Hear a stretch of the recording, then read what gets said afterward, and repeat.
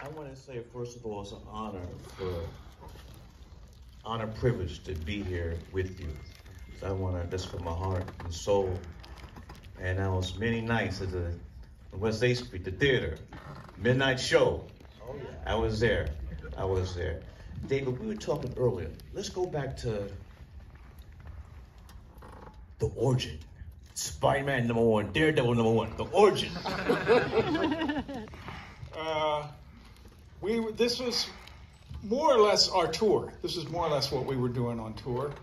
There were a few songs that were cut out. The intermission, the encore gap was cut out. But other than that, this is kind of the show we were doing.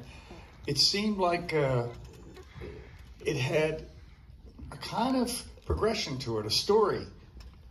And I think it occurred to us, this could maybe work as a film. It's got a beginning and a middle and an end. And we started thinking about who could direct this, and how could we do this, and how do we pay for it? Yeah. And then the late great Jonathan Demme. Give it up, please. Director Jonathan Demme. I miss Jonathan. Yeah, we all do. He would have been so happy to see this tonight and to hear it. Jerry, you did a good job. Thank you. And I miss Bernie, too. Yeah. Bernie Worrell, yes, Bernie. The great Bernie Worrell. Sitting here, watching this IMAX theater. You shot this 4 performances, Pantages Theater in LA. Came out in 1984. How is it coming back to see this after decades? Remastered, remixed, IMAX, all of that. Well, I would say that one of the wonderful things is the fact that there is new technology, and we almost have a burden to adapt and to bring it up to what people can hear now in theaters. I mean, one of the things I noticed is that with the multi-channel audio, if you wanted to listen to Bernie, it's a little I can hear the whole mix, but I can listen over there and I can hear it. Or I want to hear Alex over here in a way that you couldn't in 84 and even in 99. And so it's a delight to see, that we found the original negative, and so therefore we could bring it back to life as much as possible and make the sound appropriate to the theaters, like the one that you just got to listen to it in. When I was watching this just now, I was thinking, this is why we come to the movie theaters. Yeah. This is different than watching it on my laptop. Yeah. This is really different. Let me ask this question. I'm a cinephile. You know I love cinema. And this is the greatest concert film ever. Can we give it up, please?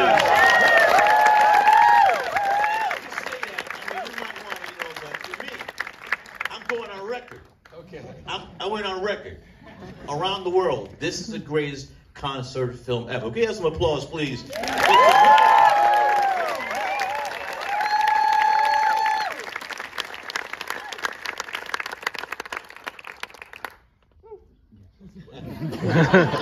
No one's gonna co-sign?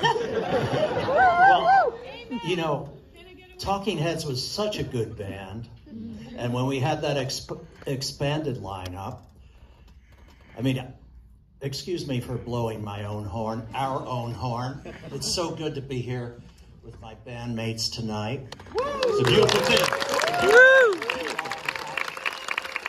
With the expanded lineup with Steve Scales and Bernie Worrell and Lynn Mabry and Edna Holt and Alex Weir, they just took us into a whole nother dimension,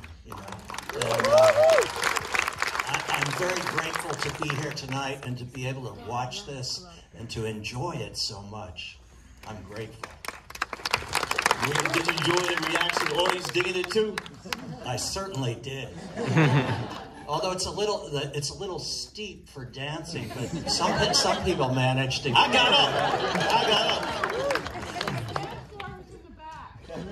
Ah, yes. I couldn't sit at the side seat. I had to walk up to the back and watch it up there so I could dance around a little bit to sort of experience.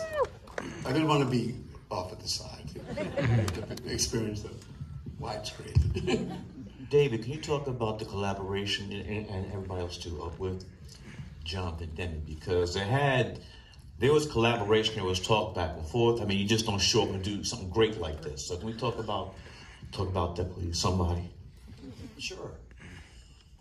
Jonathan came to see the show, and he came backstage and he said, I would love to make a movie. I think that's how it happened, right? And it was as simple as that. And we had been admirers of his work. Caged Heat, anybody? Is that Roger Corman? But I think, yes, it was.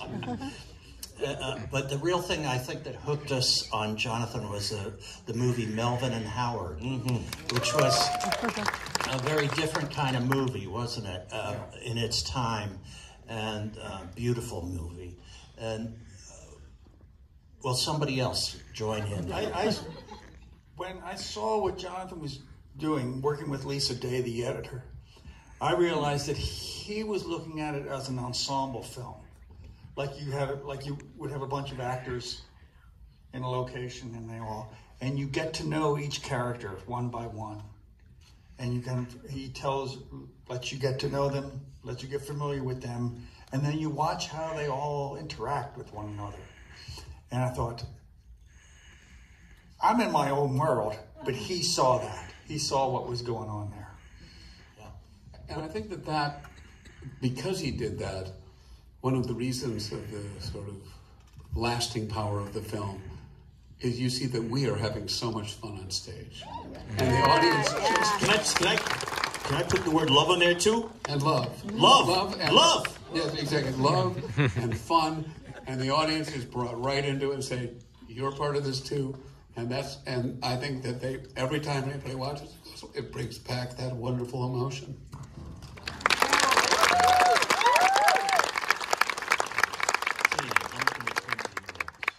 Special love for bass players. My father was a bass player. So talk about you as a bassist for the talking, bringing that bottom.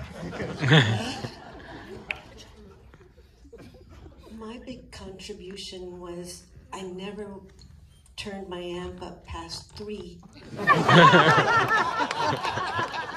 And that way it left room for everybody else to shine, because if the bass player gets too loud, forget about it. Give it up for the bass player.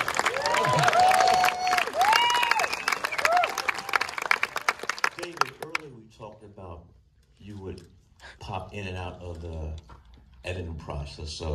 The great Lisa Day. I mean, she cut the shit. I mean, you talk about the editing. Everybody, if you were there, tell us about being in editing room with Lisa and the late, great Jonathan Demme. Lisa and Jonathan invited us to be part of the editing process, and it was, we were not saying, cut here, cut there. It was more like, oh, Alex is doing this incredible thing right at this moment. Do you have that? Is that on one of the cameras? We knew the show backwards and forwards, so we could sit. How many cameras did you have each night?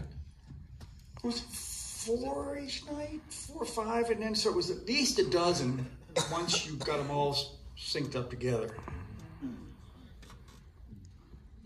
What was that? 6 a night. 6 a night. That's 18 altogether. And we were using this new system that Hal Ashby had invented. The great Hal Ashby. That's right, the great Hal Ashby. So that Lisa could look at every shot simultaneously, not do it sequentially, using Betamax tapes. And so we began with that before they went to cutting film.